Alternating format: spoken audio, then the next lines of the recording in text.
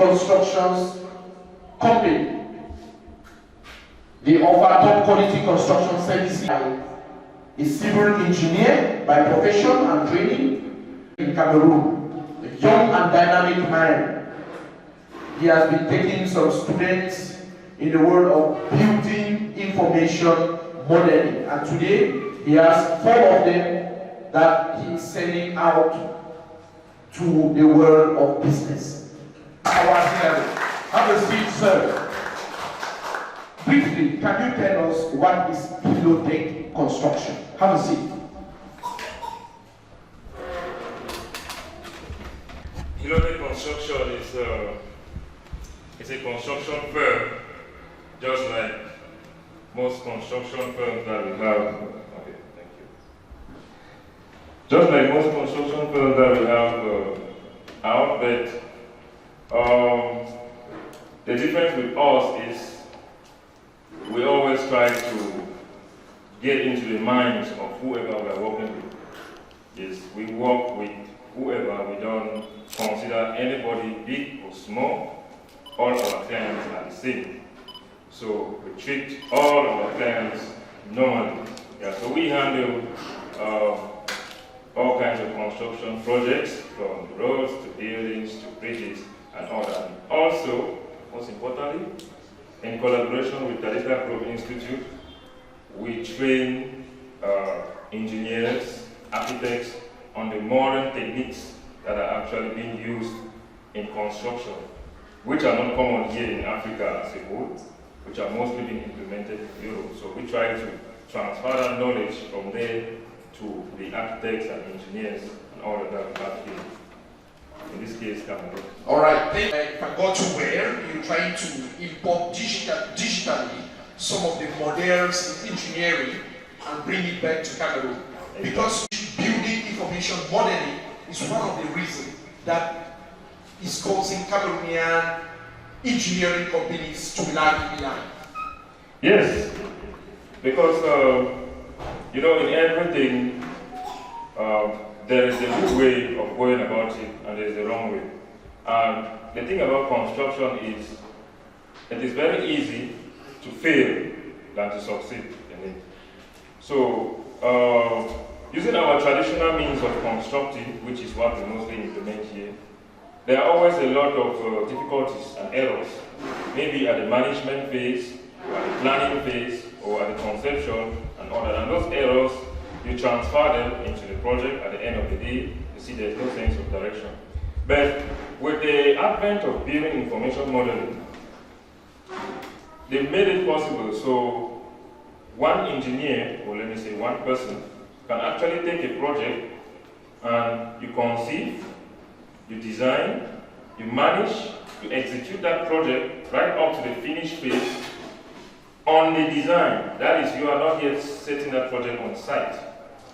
Now, that helps eliminate a lot of difficulties because you get to identify all these problems or glitches on the design. So, the BIM, as a BIM expert, which some of the students are going to graduate here today, you are supposed to have all that knowledge, which means you have to have the knowledge of conception, architectural, engineering, project management, and maintenance. So you have knowledge in all those sectors. Now the advantage of that is you actually take a project and you can conceive and you manage it in a software. You're not actually implementing, you're not actually executing the project yet.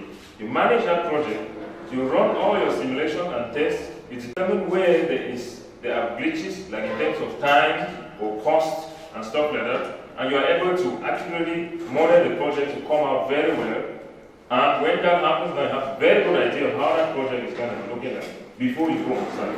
Unlike what we do normally, that you have an architect will design a project, then you take those plans and give to an engineer, and maybe those plans are wrong, you have to start correcting to transform them to be workable plans. In the course of correcting, that's time wasting, that is more money than you're spending. Maybe even in the course of erecting now, you get to say, oh no, I want to do these changes and stuff. You start breaking walls and all that. That is just because the project has not well been managed and stuff. So those are the challenges that are always being faced in engineering as a whole. All right, thank you so much. Are there some students here in civil engineering that are graduating in building information modeling? Please put up your hand. Our engineering for bringing this to highlight that most people viewing or listening to us may think that most of the students that are coming into digital marketing are coming into the digital space are students who actually are lacking behind in one way or the other. May I indicate that we have a student here who is a master's holder in chemical engineering and is getting into digital marketing. Please let us clap for her. That's how it is. This can you show to others. She is a master's in engineering, in chemical engineering from the University of Calgary. With the advent of the digital space as a whole, it's very easy for you to succeed, but you all have to know the tools and all that, because when you are trained as an engineer like she was, you are just trained as an engineer. Yeah, you get to go to the site, work as an engineer and all that. You don't really know anything about the digital space. But now there is a problem because you see, like with Corona, physical interactions were limited. But you still need people that still need to construct. They still have to construct. They still have to go about their daily activities as an engineer. So how do you do that if you don't have the knowledge of the digital space? Because you can't actually go on site and stuff. So that's just like an example. So if you're an engineer or you're an architect, I would advise you to take this very serious, because it is not all about going to school and you graduate as an architect or an engineer, but the way the world is moving now, you need digital skills to be able to succeed. All the students that are here for the master course, I got them online. They're all engineers, architects, and stuff in different sectors. But I was able to get them online, and the good thing about building information modeling too is it also has to do with the digital space. Why? Because you are modeling your project in a virtual world before you transfer it to the site. Yes. So if you are an engineer or an architect and you don't yet know anything about how the digital space works, then you are seriously lagging behind. And if you don't get yourself up to date, you'll find that there's going to come a time when you are going to be totally out of place. Thank you so much. Thank you, Mr. Finding out all of what I've been hearing. It sounds so juicy. A lot of people think that when you want to touch the computer in our environment is because you want to come, as our people usually say, a legit block, a scammer, etc. Do you face some of those challenges when you meet these students online? Well, the digital space, because we're in the digital space, it doesn't like keep you out of all of that. Of course, you have a lot of fraudsters and stuff that come, that approach you and all that. But what I always say is, first of all, you have to be sure of yourself. You have to know what you do. If you're a master in what you do, you can easily identify those fraudsters and all that, and you know how you can deal with it. So for all of you who are like getting into the digital space, it's a very interesting space, but you also need to be very careful, because you have this, like what you're just from saying, I don't know how you call it, yeah, scammers and all that. Yes, so you also have to be very careful. Those are some of the glitches or disadvantages too that you also have in the digital space. But the advantages so far surpass the disadvantages, because they are just so broad. The collaboration with the Data Group Institute, you see, I'm here in Cameroon, but we are able to have students out of Cameroon. We train them, we never meet with them, but we are still able to train them, and that is just because of the digital space. So we are still able to get in contact with engineers and architects from other sectors and stuff, and we still introduce the program to them. They take the course, and they are good to go. All you need to know is to know how to go about it and stuff like that.